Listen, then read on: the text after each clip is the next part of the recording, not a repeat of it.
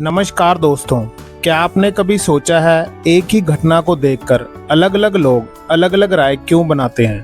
क्या सचमुच दुनिया वैसी है जैसी हमें दिखाई देती है या फिर हमारी सोच ही उसे वैसा बना देती है?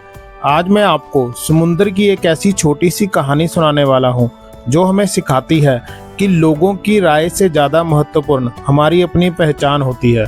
यह कहानी सिर्फ समुंदर की नहीं है बल्कि हम सबके जीवन की कहानी है। एक दिन समुद्र के किनारे अजीब घटनाएं हो रही थी।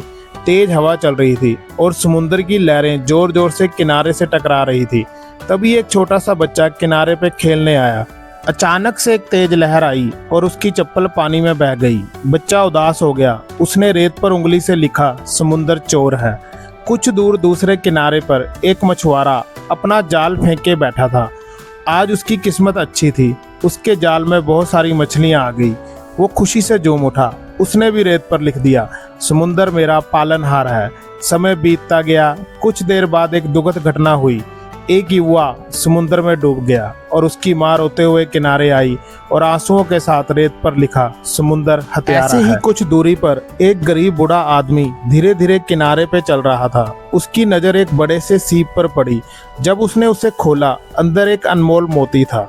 उसकी आंखों में खुशी आ गई। उसने रेत पर लिख दिया, समुंदर बहुत दानी है।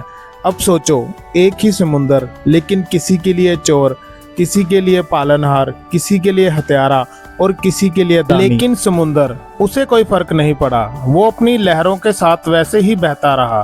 फिर अचानक एक बड़ी लहर आई और रेत पर लिखे सारे शब्द मिटाकर चली गई। समुंदर पहले जैसा शांत ही रहा। उसे कोई फर्क नहीं पड़ा कि लोग उसके बारे में क्या सोचते हैं, क्योंकि समुंदर अपनी पहचान दूसरों की राय से नहीं बनाता। वो अपनी विशालता में मस्त रहता है। दोस्तों, हमारी जिंदगी भी ऐसी ही है। लोग आपको कभी अच्छा कहेंगे, कभी बुरा। कभी आपकी सफलता पर तारीफ होगी, कभी आलोचना। जब आप सफल होंगे तो लोग कहेंगे आप लक्की हो, और जब आप असफल होंगे तो वही लोग आपकी कमियां निकालेंगे।